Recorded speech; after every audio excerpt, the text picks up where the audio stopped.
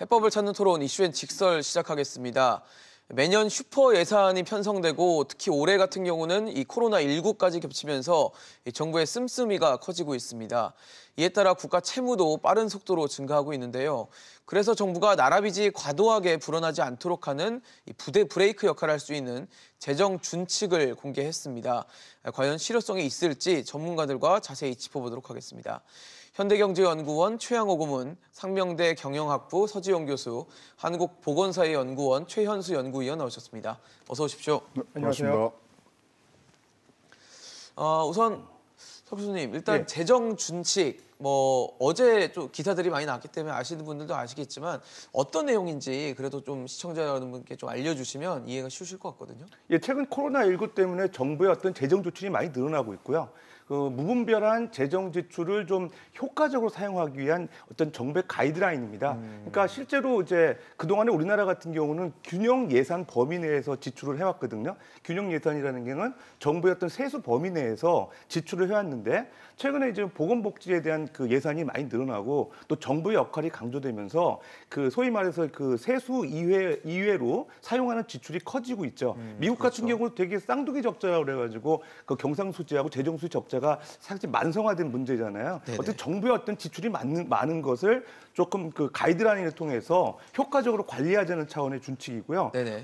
그 각국마다 조금씩 운영하는 방법은 틀립니다. 이제 예를 들어서 지금 그 스웨덴이라든지 프랑스, 영국 이런 국가들은 이제 법률에 근거해서 재정 준칙을 마련해 놓고 있고요. 독일 같은 나라들은 아예 헌법에 명기를 하고 있어요. 그런 측면인데 우리나라 같은 경우는 지금 시행령, 국가재정법 시행령으로 이렇게 마련을 한다고 합니다. 그렇죠. 그런 좀 차이가 있을 것 같습니다.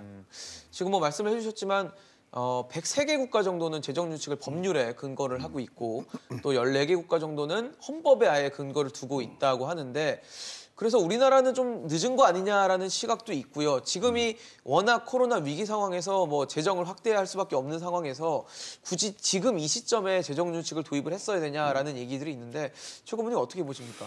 참 근데 전체적인 총평을 하자면 오랜만에 모든 언론의 톤이 통일된 아주 한쪽으로 딱 결집이 된 찬반이 없이 나온 그런 정책인데요. 보면은 셀프 면죄부다. 맹탕인 재정 준칙이다. 재정 남용을 합리화시켜주는 거 아니냐. 면피용 아니냐. 빠져나갈 구멍이 숭숭하다. 그래서 저는 이렇게 표현하고 싶어요. 코로나가 막 창궐한 지역에 망사 마스크 쓰고 가는 거랑 똑같다. 뭔가 쓴 것 같은데 이 망사 마스크가 코로나를 못 막아주지 않습니까? 그런 부분들로 봤을 때 과연 시기적으로 적절한 것이냐. 사실 재정 준칙이라는 것은 우리 서 교수께서 잘 말씀하셨지만 1980년대 신자유주의를 하면서 정부가 시장에 개입하는 거를 굉장히 줄이는 방향으로 그때 막 굉장히 이제 인기를 얻었습니다. 그러다가 1993년도에 EU가 발족을 하면서 EU는 잘 아시지만 통화 정책은 집권적으로 하고 재정적은 분산적으로 했거든요. 네네네. 그때 이제 꽃을 피운 게 재정 정책 이런 재정 준칙 이게 굉장히 이제 자리를 잡으면서 소위 말하는 이제 재정이 부채를 적게 하는 것이 큰 조류였습니다만 2008년 이후에 바뀌었습니다. 아, 그래요? 네, 완전히 바뀌었어요. 그렇기 때문에 지금 늦은 감은 있으나 이것을 발표한 거에 대해서는 굉장히 환영을 하고요. 네네네. 그러나 내용적으로는 너무나 부실하고 기획재정부라고 해서 나와 있지만 기획재정부가 아니고 기이한 재정부가 됐어요. 도대체 이거 그 문제점을 다시 한번 짚어보는 시간을 준비하도록 따라서 하겠습니다. 시기적으로 지금 2008년도의 조류뿐만 아니라 지금 코로나 사태에 들어왔을 때 지금 현재 이런 것들을 어떤 식으로 재정을 늘려야 되는 부분이 있는데 그 부분에 대해서 가이드라인을 준다. 내용적으로는 다 가면서 또 말씀을 드리겠지만 그럼 거꾸로 해석을 우리가 할 수밖에 없죠. 그럼 60%까지 지금 늘리는 거 부채 비율을 부가채무 비율을 그러면 그런 사조의 관점에서 보면 그럼 60%까지 마음대로 늘려라. 이 소리하고 똑같은 거거든요. 그래서 과연 이것이 재정 준칙이라는 것은 재정을 정치로부터 막아주는 방패 역할을 해야 되는데 이게 거꾸로 지금 돼 있는 그런 상황이라고 보여집니다. 알겠습니다. 내용은 뭐 다시 한번 좀 짚어보도록 하고요. 내용보다는 지금은 제가 좀 궁금한 건 이 시점이거든요. 이 재정준칙을 발표한 시점 자체가 왜 지금이어야 했을까? 뭐 어떻게 판단하십니까? 말씀하신 것처럼 재정준칙은 원론적으로는 재정집행의 기준과 원칙을 마련하는 거기 때문에 예. 중요한 의미를 지니고 있다고 생각하고요. 그동안에 계속 그 도입을 추진해 왔었는데 이번에 이제 도입 방안을 발표하게 된 것 같습니다. 예. 저는 오히려 우리가 코로나를 경험한 이후에 이 재정준칙 도입을 논의한다는 게 어떤 의미에서는 좀 다행스럽지 않나 생각하는 부분이 있는데요. 왜냐하면 그렇지 않았다면 굉장히 엄격한 수준에서 재정준칙을 마련하는 방안들이 논의가 됐을 가능성이 컸을 텐데 오히려 우리가 그동안 경험하지 못했던 코로나를 통해서 이런 그 재정의 확대가 또 필요한 상황들이 생길 수 있고 그런 상황들을 감안해서 우리가 재정준칙을 마련할 필요가 있다라는 것을 경험하고 또 그런 다양한 상황들에 대비할 수 있는 그런 방법들을 마련할 수 있었다는 점에서 어떻게 보면 이번에 굉장히 적절하게 그 도입 방안이 발표되지 않았나라고 생각이 됩니다. 석 교수님은 어떠세요? 이 시점 타이밍에 대해서 어떻게 보십니까? 예, 타이밍으로 보면은 다소 늦은 감이 있죠. 왜냐하면 OECD 34개국 중에서 지금 재정준칙이 없는 나라는 우리나라하고 터키밖에 없거든요. 그러니까 늦었고요. 이미 2016년도에 이제 재정건전화법이 마련되면서 그때 당시에 이제 국가 채무 준칙 45% 준수하겠다고 얘기는 했었거든요. 근데 그 이후로 이제 4년이 지났는데 60%에 대한 국가 채무 준칙을 적용하면서 바로 시행하는 게 아니고 그것도 이제 2025년 회계년도 기준으로 2025년에 그렇죠. 시행하는 걸로 지금 발표가 됐잖아요. 이례적으로 정부 그 어떤 그 발표치고 유예 기간이 길어요. 네네. 사실 그게 좀 아쉬운 부분이 있고요. 그다음에 내용적으로 보더라도 이게 조금 안타까운 게 그 EU에서 지금 그 안정과 성장을 위한 재정 준칙이라고 그래가지고 SGP, Stability and Growth Pact라고 하는 걸 1997년도에 발표했는데 그 내용하고 거의 똑같습니다. 그러니까 사실 그 유럽에 처해 있는 국가들의 어떤 국가 경제 구조라든지 경기 순환 상황이 다 우리랑 틀린데 그렇죠. 이걸 그대로 벤치마킹한 게 좀 맞는지에 대한 의심이 들고요.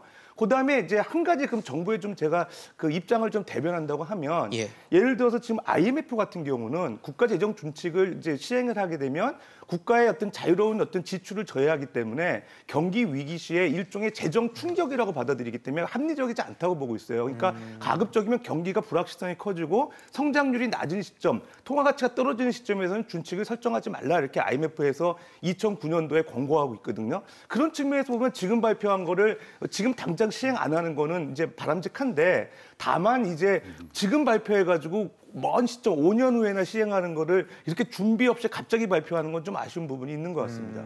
지금 사실 뭐 내용적인 부분을 말씀해 주셨고 최 고문님도 아까 내용 부분을 말씀해 주시려고 했었는데 여기서 제일 궁금한 건 60% 이내로 국가 채무 비율을 관리를 하겠다라고 하는 부분과 방금 말씀하신 5년 뒤로 일단 도입 시점을 미뤄놨거든요. 5년 뒤면은 일단 현 정권이 유지가 될지 잘 모릅니다. 그렇죠. 어떤 상황이 어떻게 펼쳐질지 예상할 수 없는 상황에서 어쨌든 현 정부에서는 이 영향을 받지 않고 다음 정부로 어쨌든 이 책임을 넘기게 되는 상황인데 이런 걸 두고도 여러 가지 말이 나올 수밖에 없을 것 같아요. 지금 현재 국가 채무 비율이 한 40% 중반 되잖아요. 근데 국가 채무 비율 이제 우리가 뭐 D1, D2, D3 하는데 사실 이제 D2가 국가 채무하고 그다음에 일반 정부 부채 이거를 해서 그걸로 국제 비교를 하는데 달라요. 부채의 성격이 우리나라 여기에는 175개 지금 공기업의 부채가 들어가지 않고 있고요. 그럼 유럽 같은 데는 공기업이 별로 없고요. 네네. 따라서 국가 부채를 뭘로 정하느냐부터 다시 시작을 해야 된다고 생각합니다. 그래서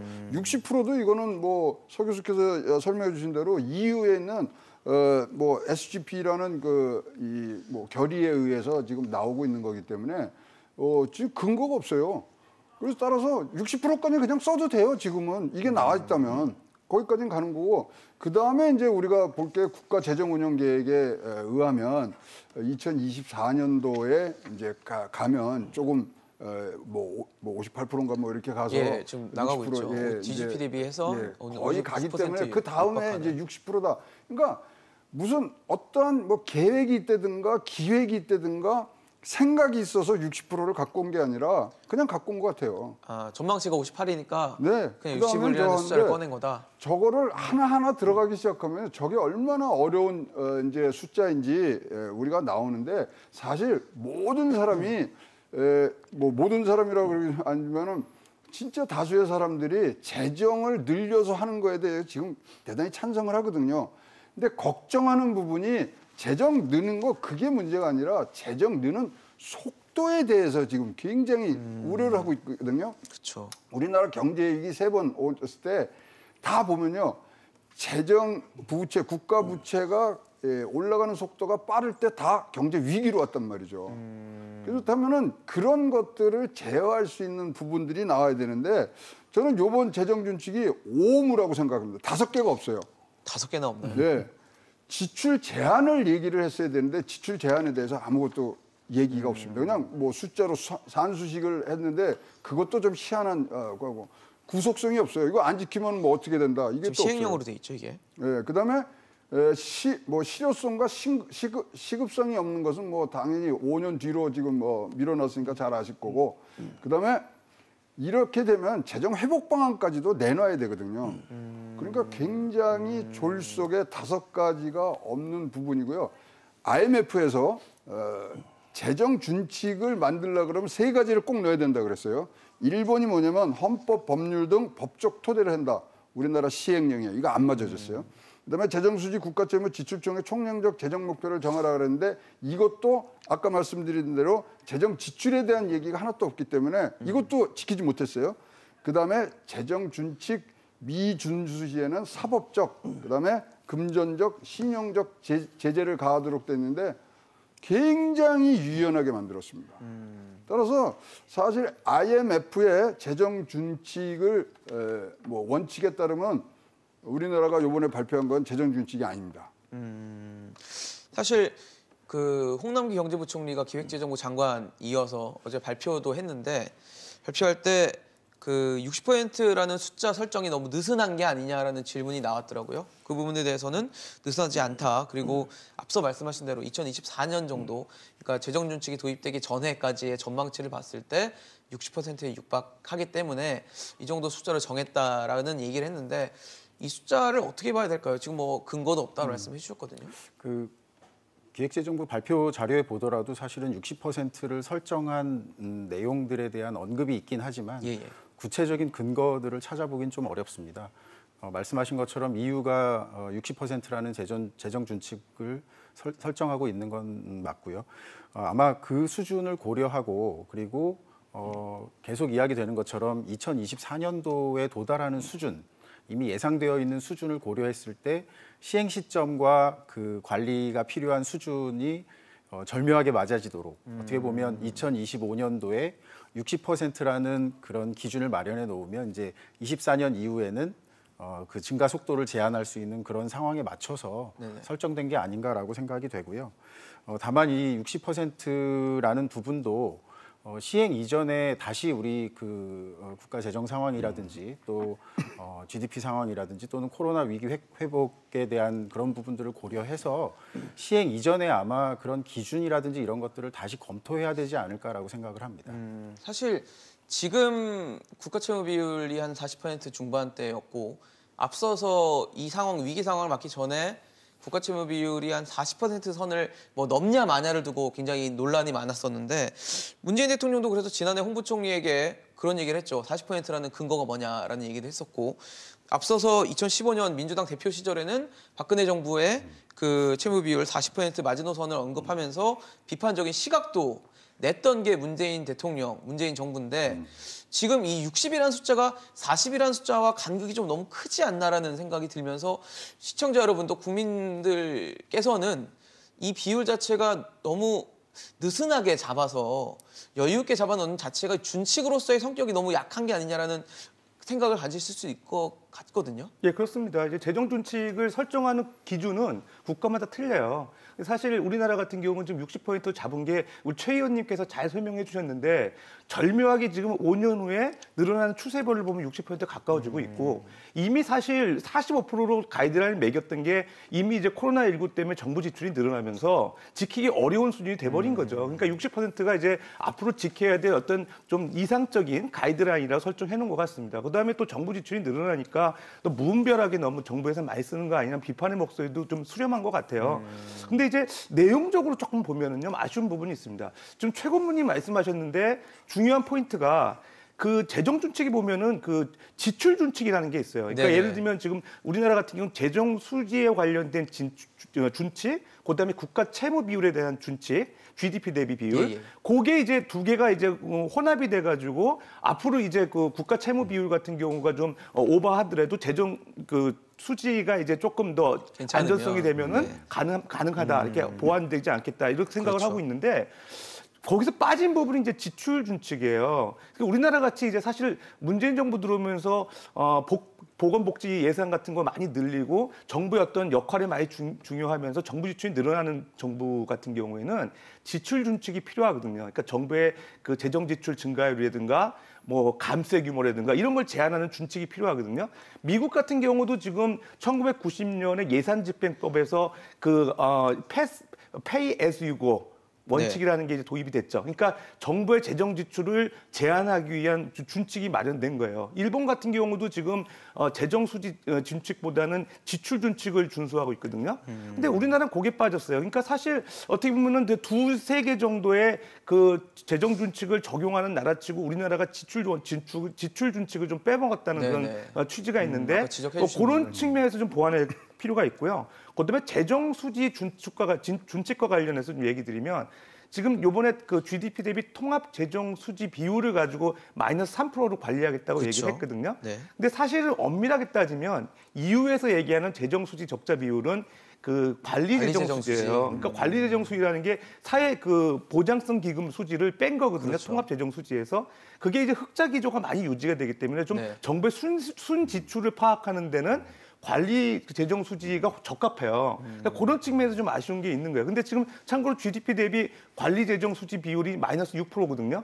그러니까 아마 그런 걸 좀 감안해서 그런지 마이너스 3%를 통합 재정 수지 비율로 이제 고려했다는 거. 그런 게 내용적으로 조금 좀 미흡한 부분이 아닌가 생각이 됩니다. 근데요, 요번에 조금 뭐 제 표현대로 한다면 영혼이 없어요. 이 재정 준칙에. 그럼 25년 우리가 근데 지속 가능성을 위해서 이런 재정 준칙을 떴는데 자 우리나라가 지금 고령화 시대로 들어갔기 때문에 이제 의무적 지출이 굉장히 많아질 거고요. 우리나라 좀 앞으로 뭐 4차 산업혁명 이제 선도적으로 가려고 그러면 그런 지출 등등이 굉장히 많아지는데 그런 것이 전혀 모습이 드러나지 않고 있습니다. 지금 현재 뭐 영국이나 뭐 프랑스 같은 데를 보면 거기서 재정 준칙 잘 정해서 한다 그러지만 우리가 고령화 시점에 들어갔던 해에는 우리나라는 40%가 넘었어요, 벌써. 근데 당시에 그런 나라들은 30%대였거든요. 그럼 고령화로 해서 나오는 부분들. 그리고 제일 중요한 거는 이제 내년도 뭐 내후년도 이제 대선 뭐 이런 선거들 가면 기본소득이 이거는 무조건 지금 화두로 올라올 텐데 떠오르겠죠. 기본소득 들어오면 어떻게 할 것인지 그다음에 통일이 됐을 때는 어떻게 할 것인지 사실 독일이 재정준칙을 2009년도에 헌법에 넣게 되는 것도 이 통일 비용에 대한 부담감, 인플레이션 때문에 그런 거거든요. 그러면 그런 것들에 대한 치열한 기획과 이 정렬과 미래 비전을 갖고 해야 되는데 툭 던져놓은 그런 상황이기 때문에 저는 진짜로 망사 마스크밖에 안 된다고 생각합니다.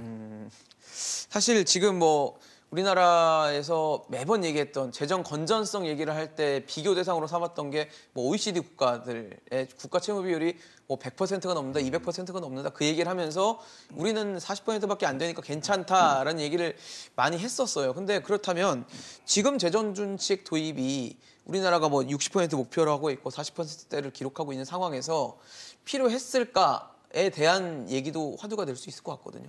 뭐 앞서 계속 말씀드렸던 것처럼 재정 준칙 도입 시점은 뭐 늦었다고 볼 수도 있고 적절하다고 볼 수도 있고 잠깐 의견을 주셨어요. 네, 필요하다고 할 수 있고요. 이제 앞으로 중요한 건 사실 사회적 합의인 것 같습니다. 왜냐하면 우리가 그동안에 40%를 마치 절대적인 수준인 것처럼 이야기를 해왔었는데 그렇죠. 지금의 상황은 이미 코로나로 인해서 네 차례의 추경과 또 앞으로 재정 지출 증가가 예상되는 상황이거든요. 이제 이런 상황에서 그러면 앞으로 적절한 어떤 그 재정의 기준은 어느 정도 수준인지 그리고 재정 수지라든지 아니면 지출의 증가 부분이라든지 이런 것들을 어떻게 관리할 것인지 앞으로 이제 치열한 논의가 필요하다고 생각되고요. 뭐 이미 뭐 발의된 그 법안도 있고 또 정부가 이번에 그 발표한 방안들이 있기 때문에 구체적인 내용이라든지 또 국가적인 위기 상황에서 어떻게 조정할 것인지에 대한 구체적인 내용들 네. 또 앞서 두 분께서 말씀해 주신 것처럼 이번 방안에 빠져 있는 여러 가지 내용들에 대해서는 좀 더 보완적인 논의들이 앞으로 치열하게 있어야 될 것 같고요. 네네. 다만 사실 저희가 이제 코로나를 경험하면서 국민들이 굉장히 긴급한 상황에 처해 있었는데 긴급재난지원금이라든지 이런 것들을 시행하기까지 굉장히 우여곡절이 있었습니다. 그렇죠. 근데 앞으로 이런 재정준칙을 마련한 이후에 국가가 긴급하게 재정을 통해서 어떤 역할을 수행해야 될 때 재정준칙이 너무나 그 경직되게 작용이 돼서 소위 말해서 국민들이 재정 당국을 바라보고 그냥 기다려야 하는 상황이 된다거나 그러니까 이런 그 좀 유연하게 적용이 필요한 상황에서는 앞으로 어떻게 적용해야 될 것인지에 대해서도 사회적인 합의가 꼭 필요하다고 생각을 합니다. 지금 앞서도 말씀해 주셨지만 지금 이 도입 시기가 5년 후입니다. 네. 5년이라는 시간이 남아 있어요. 근데 5년이라는 시간을 왜 줬는지 또 궁금한 부분일 것 같거든요. 5년이라는 시간을 줬을 때 앞서도 말씀드렸지만 현 정부는 이 5년에 들어가 있지 않거든요. 예, 그렇습니다. 지금 그 부분에 대해서 비판의 목소리가 있는 거죠. 그러니까 차기 정권에다가 부담을 좀 넘긴다 그런 비판이 있고 현 정권 동안에는 그 재정 지출을 좀 이렇게 자유롭게 하는 어떤 시간을 벌어놨다. 뭐 이런 거 아니냐. 그게 이제 비판의 예. 목소리고요. 제가 굳이 뭐 정부 입장을 대변한다면 아까 말씀드린 상황 같이 지금 상황에서는 이제 코로나19 전국이기 때문에 경제의 불확실성이 커지기 때문에 지금 적용했을 경우에는 오히려 재정 준칙이 재정 그 충격으로 다가오기 때문에 거시경제 안정성을 저해한다는 그런 가능성이 있거든요. 그런 측면에서 뒤로 밀어놨다는 걸 조금 하나의 그 명분으로 이제 생각할 수 있을 것 같고요. 다만 우리가 이제 뭐 5년이라는 시간을 지금 벌어놨는데 조금 지금 당장 어쨌든 선언적으로 이렇게 재정 준칙이 필요하다는 측면에서 발표를 했는데 내용적으로 가다듬어야 될 게 많아요. 예. 그러니까 참고적으로 보면 우리가 그 재정 준칙을 보통 도입했을 때 결과적으로 거시경제 안전성 측면에서는 조금 이제 변동성을 확대시키는 좀 부정적 여파가 있는 걸로 여러 IMF 결과에서 보고하고 있거든요. 네네. 그러니까 예를 들어서 재정 충격이 있었을 때 재정 준칙으로 인한 재정 충격 시에 거시경제 변동성이 이제 확대되는 그런 부작용이 있는 반면에 중장기적으로 재정 안전성, 재정 건전성은 상당히 제고된다는 그런 분석 보고서가 있습니다. 네네. 그럼 결과적으로 어떤 재정 준칙이 가장 좋은 거냐 이렇게 봤을 때 좀 전에 말씀드렸던 재정 수지 비율을 가지고 준칙을 정하는 거하고 지출 준칙을 가지고 정하는 거에 대한 장단점을 비교한 IMF 분석 보고서가 있어가지고 제가 한번 유심히 봤어요. 봤더니 어떤 차이가 있냐면 실제로 재정 수지 비율을 가지고 거시경제 안전성을 봤을 때보다 그 이제 실질적으로 이제 지출 준칙이 더 효과가 있었다는 거고요. 건전성 측면에서.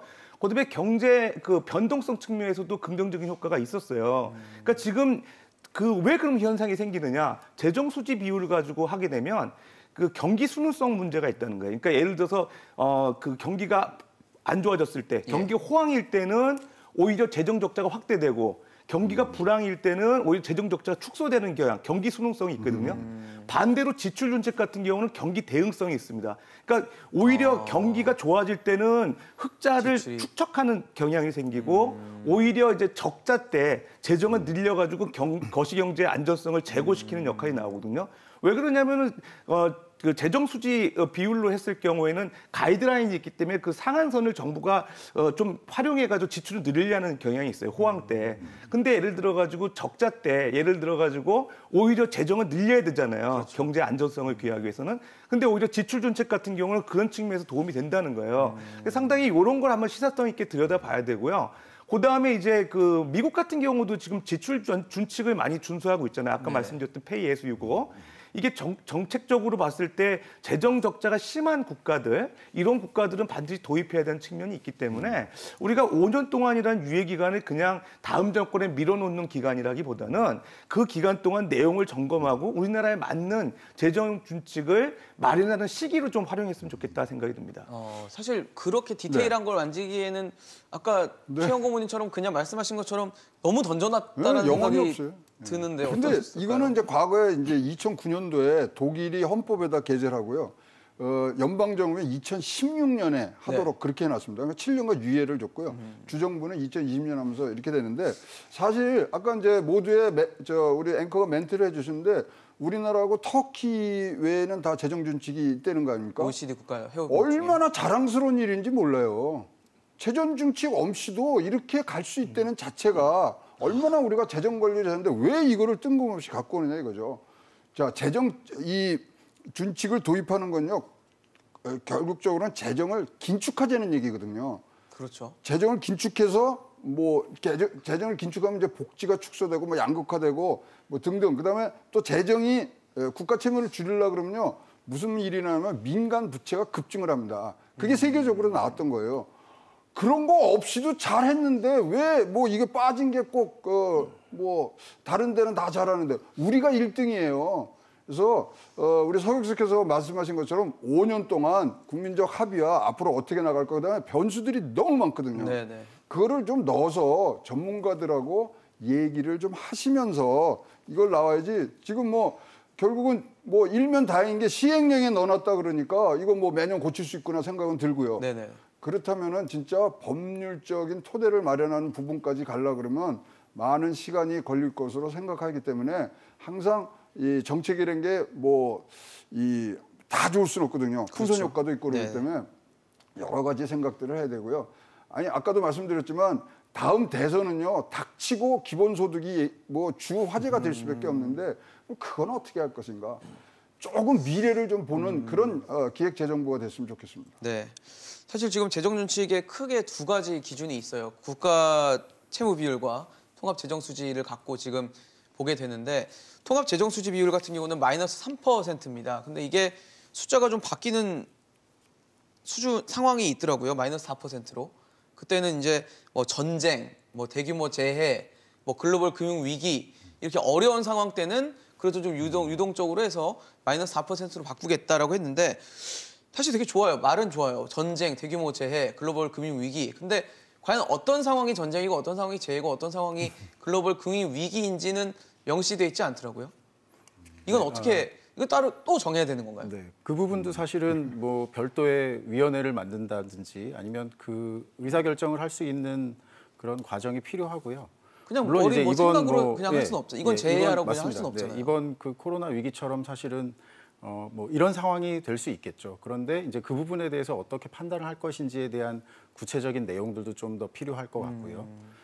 그다음에 이제 그런 재해 상황일 때 과연 설정되어 있는 그런 그 국가채무 비율 기준이라든지 재정수지 기준을 어떤 방식으로 적용할 건지 지금은 말씀하신 것처럼 뭐 1%포인트를 낮춘다든지 네네.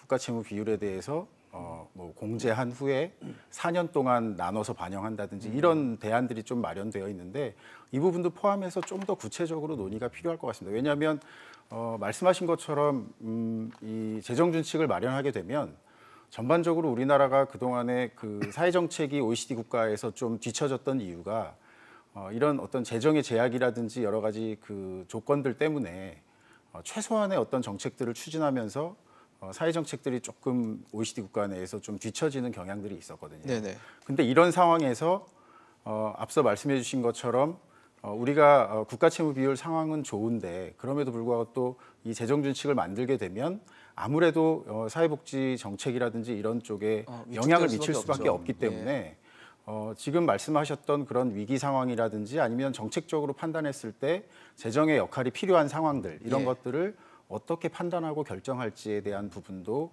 추가적인 논의가 필요하다고 생각합니다. 근데 이번에 이제 산식이 나왔잖아요. 산식 한번 좀 계산식 네, 한번 올려주시면 얼마나 저게 허망스러운가 제가 말씀을 드릴게요.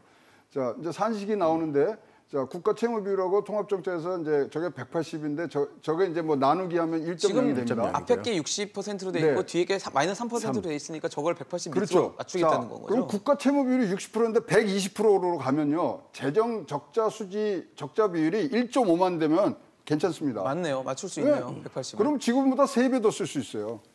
자, 그다음에 통합 재정 수지 적자 비율이 플러스가 나오면요. 국가 채무 비율은 뭐 무한대로 갖다 쓸 수 있습니다. 아, 그렇죠. 곱셈으로 돼 있으니까. 곱셈 저기 뭐 네. 저기는 마이너스고에서 마이너스에서 나와야 되는데 그러면 1보다는 항상 작거든요. 그렇죠. 그러니까 저 숫자도 어떻게 저거를 만들어냈는지 참 진짜 영혼 없는 부분들이 있는데 네. 뭐 저거를 기준으로 해서 이제 조금 살을 붙여 나가겠습니다만은 일단 준칙이란 건요 간단 명료해야 돼요. 그렇죠. 그리고 A가 있고 B가 있으면 두 개를 다 지켜야지 A와 B를 혼합해서 하기 시작하면요 이거는 산으로 올라갑니다. 나름 상호 보완을 시키겠다는 의도이지 않았어요? 상호 보완될 것이 아닌 거죠. 그런 저거는. 성격이 아닌구나. 네, 그러니까 지금 우리 이번 재정 준칙에서 재정 지출에 대한 제한을 안 둔 이유도 그런 뭐 자기네들대로 이제 그거를 보호하기 위해서 그런 부분들이 있습니다만 저 산식으로 진짜 국민들을 만족시키는 부분들을 갈 수 있느냐? 저는 뭐 허망하다고 생각합니다. 서 교수님 어떤 의견이세요? 예, 아까 그 재정 준칙 산식 그 좀 우리 최 예, 부님께서 다시 한번 볼까요, 말씀하셨는데 산식? 다시 한번 좀 보여주시면은 저게 좀 문제점이 있어요. 왜 그러냐면 IMF가 그 2000년대 초에 보고한 그 연구 보고서에 의하면요. 국가 채무 비율하고 통합 재정 수지 적자 비율 그게 두 개가 정확하게 트레이드오프 관계가 있지 않습니다. 그러니까 무슨 얘기냐면 국가 채무 비율이 늘어났을 때 순기능이 더 있어요. 예를 들면 우리가 준칙을 정했을 때 순기능이 있습니다. 그러니까 지금 재정 준칙이 들어왔을 때 거시경제 안전성을 최소한 훼손하면서 재정 건전성을 좀 극대화시키는 효과 때문에 재정 준칙을 도입하는 거거든요. 네네. 그 효과가 순기능 효과가 국가 채무 비율이 더 높아요. 통합 재정 수지 적자 비율보다. 그러니까 사실은 정확하게 얘기하면은 좀 국가 채무 비율이 떨어졌을 때는 이제 예를 들어서 좀 통합 재정 수지를 더 늘려도 되고 통합 재정 수지가 좀 악화됐을 때는 국가 채무 비율을 좀 더 타이트하게 관리해야 되는 그렇죠. 그런 트레이드오프 관계가 있는 거잖아요. 근데 저게 웨이트가 있어야 된다는 가중치가 있어야 된다는 거예요. 그러니까 사실 저게 국가 채무 비율하고 통합 재정 수지 적자 비율을 정부에서는 동일한 어떤 재정 준칙의 하는 팩터를 보고서 저렇게 산식을 만들었는데 근데 그런 게 아니라는 IMF 거죠. 이제 분석 보고서에 의하면 정확한 순기능이 나타나지 않는다는 거예요. 저 두 개의 팩터 간에. 그러니까 어떤 가중치도 우리가 한번 고민해 봐야 될 부분이 있습니다. 그러니까 톱니바퀴가 좀 맞아서 같이 돌아가는 성격이 됐어야 되는데 같은 톱니로 봤는데 서로 다른 톱니인 거잖아요, 지금. 그래서 맞지 않을 수도 있다. 근데 통합 재정 수지가요 네. 앞으로 흑자를 낼 성향이 굉장히 많습니다. 고령화되고 거기에 연금들이 들어가 있고 이러기 때문에 예. 그래서 저게 플러스 되면은 무제한으로 쓰는 거예요. 그런 부분까지도 앞으로의 5년 동안 과연 준비를 할 수 있을지 또 그러니까 고려를 해야 된다는 예. 거죠. 다 이제 저거는 가이드라인으로 놓고 이제 치열한 전문가들이라든가 이해관계자들이 모여서 이제 5년 동안 준비를 해야 되는 상황이고요. 일단 하나 기재부에서 꼭 알아야 될 거는 지금은 재정을 풀 때기 때문에 그렇죠. 재정의 유연성을 자꾸만 이런 식으로 감춰서 넣으려고 그러지 말고 떳떳하게 나와서 굉장히 일관성이 없어요. 홍남기 부총리 말에 뭐 아껴야 된다 그랬다가 이건 쓴다 그랬다가 재정을 풀 때입니다. 풀 때는 어떤 또 원칙과 그러면 과감하고 선제적으로 딱 시적절하게 그리고 이것이 경제 성장으로 선순환이 될 수 있는 부분들로 가야지 그런 부분에 대해서 좀 아쉬움들이 많이 남습니다. 제가 세 분의 말씀을 듣고 있으니까 5년이라는 시간을 둘만 했다라는 생각이 드는 게 할 게 많네요, 앞으로. 이 5년 동안 준비할 게 너무 많네요. 지금 어떻게 보면 명제만 던져놨지 그 밑에 있는 세부 사항들은 하나도 없는 상태라고 봤을 때 5년 동안 많은 준비를 좀 꼼꼼하게 해야 되는 그 시간이 돼야 되는 거 아닌가 싶거든요. 그래서 말씀드리는 게 이제 EU가 이걸 참 잘하거든요. EU가 잘하는 이유는요. EU에는 집행위원회라 그래서 각 나라에 하는 거에 독립돼 있어요. 그렇죠.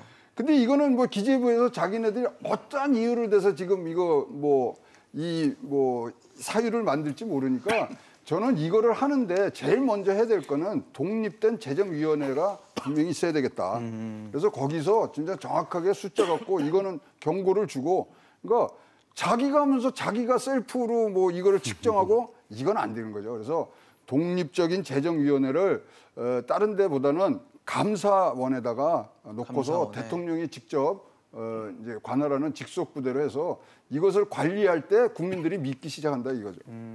그런데 지금 현재 곳간의 열쇠는 경제부총리가 쥐고 있습니다. 기획재정부 장관이기 때문에 이걸 잡고 있는데 글쎄요. 홍남기 부총리가 최근에 유튜브랑 SNS를 진짜 열심히 합니다. 네, 많은 내용들을 올리고 뭐 국민들에게 알리고 홍보하고 설득하고 이런 과정들을 SNS와 유튜브 통해서 하고 있는데 추석 연휴 직전에도 또 유튜브를 올렸더라고요. 저도 봤는데 직접 뭐 경제 강사처럼 나서서 뭐 이 마스터하기, 뭐 한국 경제 마스터하기 이런 식으로 해서 우리 경제에 대한 설명을 했어요. 근데 뭐 여러 가지 내용들이 들어 있었지만 오늘 이 재정준칙과 만든 내용 중에는 우리나라 재정 건전성이 문제 없다라는 걸로 좀 요약을 할 수 있을 것 같더라고요. 근데 올해 우리 정부가 일시 차입한 규모가 142조 원대에 이른다고 합니다. 일시 차입이라는 게 뭐 일시적으로 빌리는 일종의 뭐 급전을 갖다 쓰는 걸로 알고 있는데 이런 상황에서 재정 건전성이 뭐 건전하다, 안전하다라고 얘기하면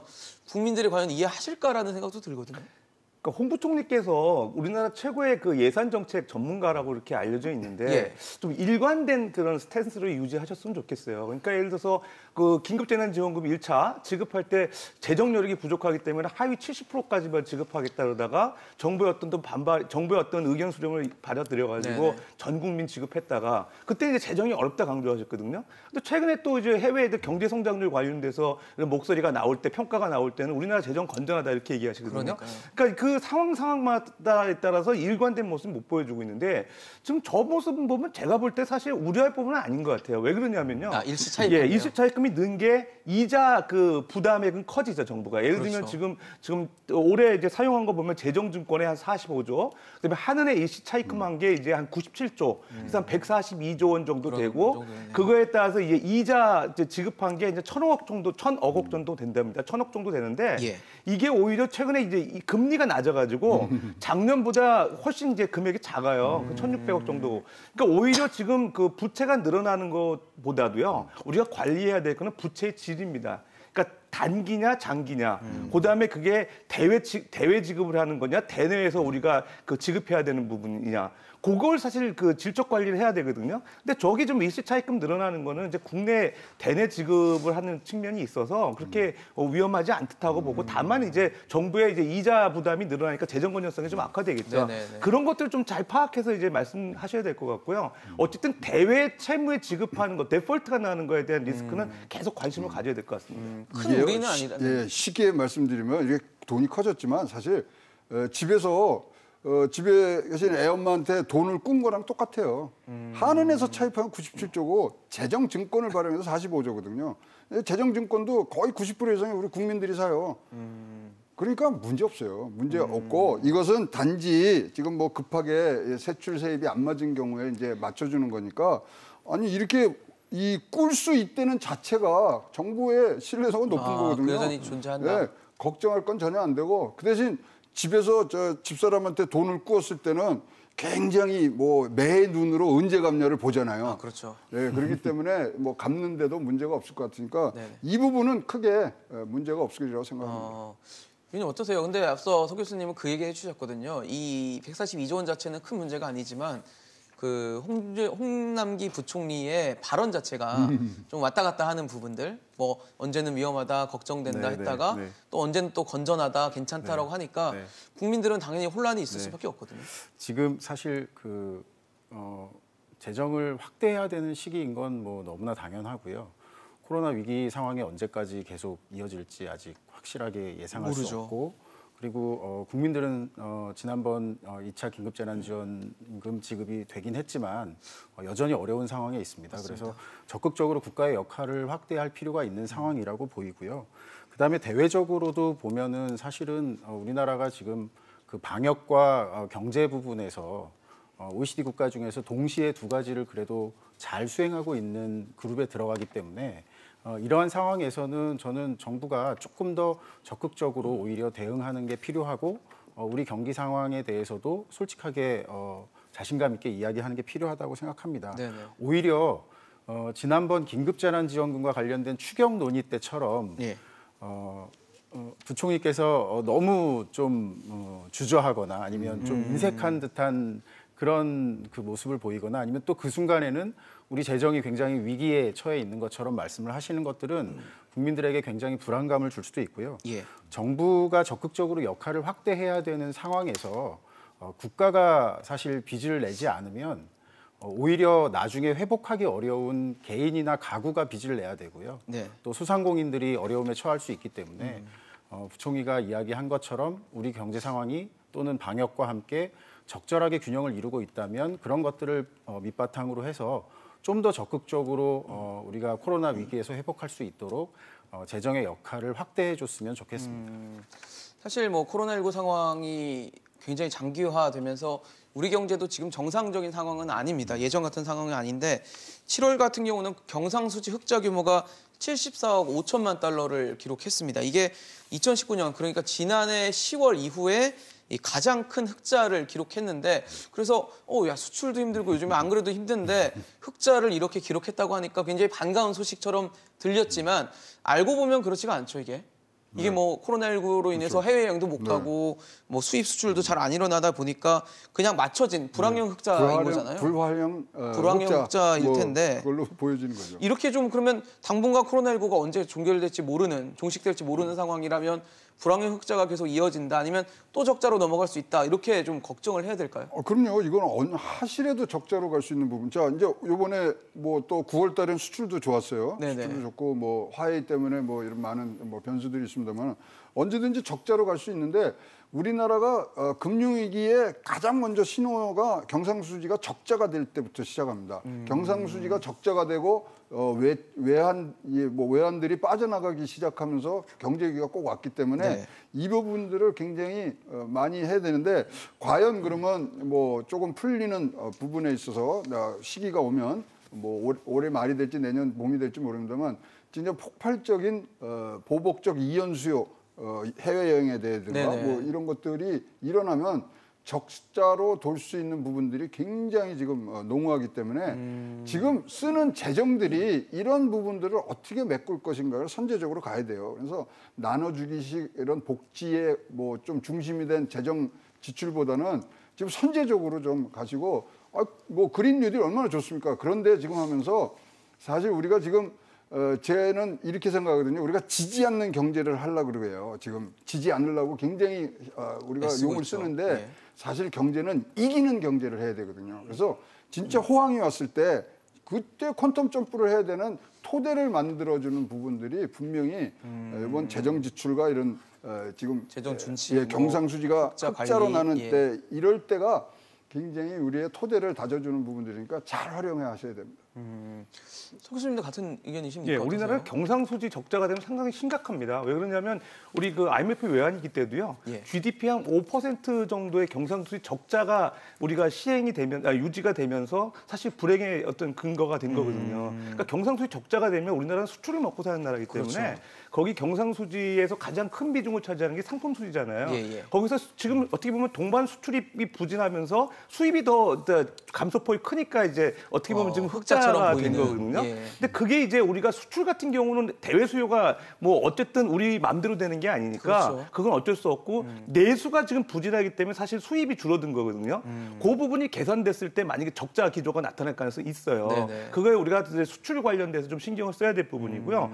그다음에 이제 경상수지 흑자 우리가 유지가 되면서 지금 어쨌든 재정 수지는 적자 기조로 가고 있잖아요. 정부 지출이 많으니까. 예. 근데 미국 같은 경우 쌍둥이 적자라도 어느 정도 그게 정부가 이제 그 국채를 발행해가지고 그 달러가 어떻게 기축통화하기 때문에 가능한데 우리나라 같은 경우는 경상수지 적자에 재정수지 적자로 가면 경제가 버틸 수가 없습니다. 그러니까 그렇죠. 결과적으로 경상수지 흑자 기조는 어쨌든 간에 계속 유지하는 정책을 정부가 노력을 해야 되지 않을까 생각이 듭니다. 일단은 뭐 불황형 흑자지만 이걸 어떻게든 유지를 할 수 있는 장기적인 좀 시각이 필요하다라는 생각이 드는데요. 문재인 대통령이 OECD 회원국 가운데 우리나라가 경제 성장률 1위다라고 뭐 자신 있는 얘기를 했습니다. 우리 경제 선방했다라는 거겠죠. 거기에는 뭐 그냥 단순히 뭐 자랑이라기보다는 아마 코로나 K 방역에 대한 뭐 자랑과 함께 우리 국민들이 굉장히 노력해줬다라는 뭐 위안의 의미도 담겨 있겠지만 그렇다면 실제로 과연 우리나라가 선방을 하고 있다 이렇게 봐야 될지도 궁금한데 위원님 어떻게 보십니까? 저는 뭐 그 부분은 객관적으로도 평가가 되는 부분이기 때문에 인정을 해야 될 부분이라고 생각을 하고요. 왜냐하면 우리나라가 그동안에 보통 그 경제 정책과 사회 정책의 불균형 때문에 이제 경제 정책은 꽤 잘 이루어지고 또 경제 규모라든지 이런 건 커졌지만 사회 정책 분야는 좀 상대적으로 뒤처지는 경향이 더뎠죠. 있었거든요. 예. 그런데 이번에 그 방역과 경제의 균형을 보게 되면 OECD 국가 내에서 아주 보기 드물게 우리가 방역과 경제를 두 가지를 동시에 지금 꽤 괜찮게 잘하고 있는 그런 상황입니다. 그래서 그 부분은 뭐 분명히 인정을 해야 되는 부분이고 이제 앞으로가 중요한데요. 지금 이미 발표되어 있는 한국판 뉴딜이 다소 좀 보완이 필요하다는 이야기들이 많이 되고 있습니다. 예. 그래서 그동안에 이제 준비됐던 한국판 뉴딜에서 보완이 필요한 부분들이 어떤 것들이 있을지 장기적으로 우리 경제가 회복되고 좀 더 나은 방향으로 발전하는데 어떤 기반을 만들 수 있을지 좀 더 적극적인 그 확대가 필요하다라고 생각이 되고요. 네네. 또 지금 한국판 뉴딜의 디지털 뉴딜이나 그린 뉴딜뿐만 아니라 이제 그런 인프라 구축뿐만 아니라 사실은 우리가 코로나 위기를 경험하면서 돌봄이라든지 교육이라든지 문화예술 분야라든지 이런 쪽에 어떻게 보면 휴먼 서비스 관련된 예. 그런 분야도 굉장히 필요한 부분이 있습니다. 그래서 이런 쪽에 어떻게 보면 휴먼 서비스 분야의 뉴딜도 새롭게 좀 더 적극적으로 해서 그런 것들이 어떻게 보면 내수를 살리고 그걸 기반으로 해서 코로나 위기를 회복할 수 있는데 중요한 영향을 미칠 거라고 생각을 합니다. 그래서 결론적으로 저는 지금 잘하고 있는 어떻게 보면 방역과 그 경제의 균형을 잘 유지하면서 거기에 앞으로 코로나 이후에 우리 국민들의 삶의 질과 관련된 부분들 또 그것들을 어떻게 내수로 연결시킬 수 있을지를 고민해서 새로운 방향으로 이끌어가는 게 중요하다고 생각합니다. 앞서 화면에 네. GDP 성장률 네. 순위가 쭉 나오는데 우리나라가 그래도 숫자로 봤을 때는 뭐 나쁘지 않은 성적인 것 같은데 어떠십니까? 근데 마이너스잖아요. 마이너스죠. 아니 열이 40도 나다가 39도 내려오면은 좋게 보이나요? 36.5도까지 돌아와야지. 그래서 저거를 지금 뭐 굉장히 뭐 좋은 숫자긴 합니다만은 저거를 지금 자랑할 건 아니고요. 더욱더 빨리 플러스로 돌려야 되고요. 뭐 자세한 얘기 긴 게 많은데 제가 테스 형한테 한번 물어보고 와서 다음 시간에 좀 말씀을 드리도록 하겠습니다. 알겠습니다. 석 교수님 어떠세요? 숫자 예, 자체는 어떻게 뭐 평가하십니까? 해외에서 뭐 평가 기관들에서 성장률 좋게 보는 건 아주 좋은 뉴스죠. 또 우리나라가 대외 신인도로 먹고 사는 나라이기 때문에 해외 평판이 좋다는 건 상당히 고무적인 일입니다. 그런데 실제로 실제 전망치하고 우리가 실제 그 나타났던 GDP 성장률하고 좀 갭이 있을 수 있어요. 그러니까 너무 전망치에 일희일비할 필요가 없고요. 우리가 지금 가장 중요한 게 이제 수출하고 내수에서 수출 같은 경우는 지금 뭐 해외 수요가 있어야 되니까 어쩔 수 없다 하더라도 내수 부진을 우리가 타개하는데 노력을 해야 될 것 같습니다. 지금 내수가 민간 소비가 한 우리나라 전체 경제 구조에서 차지하는 비중이 한 50% 가까이 되기 때문에 예. 그쪽을 살릴 수 있는 정책이 실제로 이제 전망치에 근접한 결과가 나오지 않을까 생각이 됩니다. 알겠습니다. 오늘 뭐 재정 준칙과 관련해서 말씀을 들어보니까 참 보완할 것도 많고 수정할 것도 많은 그런 정책이지 않을까. 앞으로도 당분간은 좀 논란이 되지 않을까라는 생각이 좀 드는데요. 어떤 식으로 또 정부가 보완책과 또 시행책을 만들어낼지도 좀 지켜보도록 하겠습니다. 오늘 최영호 고문, 서지용 교수, 최현수 연구위원과 함께했습니다. 고맙습니다. 네, 감사합니다. 감사합니다.